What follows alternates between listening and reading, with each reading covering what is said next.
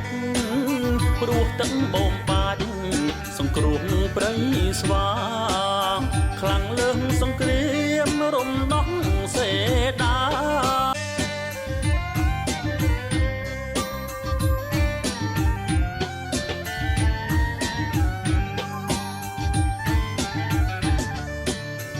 សំណាងព្រៃស្វា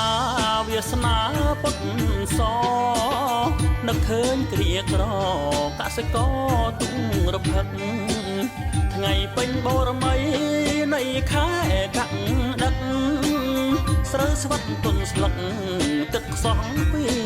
ស្រែអើយពីស្រែអោព្រះម្ចាំងថ្លៃចាំថ្ងៃតាំងតុកខែអងអំបុក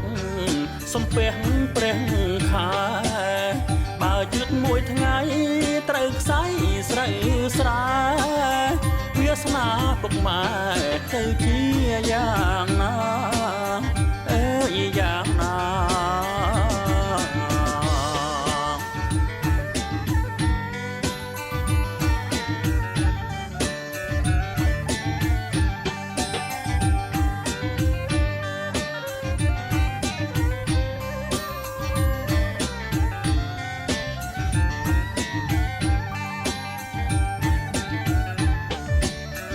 ព្រះរាមពុទ្ធស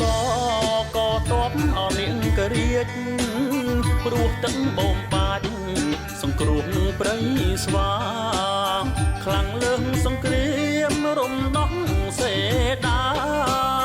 សង្គ្រោះព្រៃស្វាពុទ្ធសពេលនឹងអើយពេលនឹងវាស្រែស្មន់ទេពក្រេបទឹកបូមថ្មីថ្នោតជ្រុំជាដីស្រូវមានត្រលឹងស្រែទួលតាព្រំហ៊ីងយ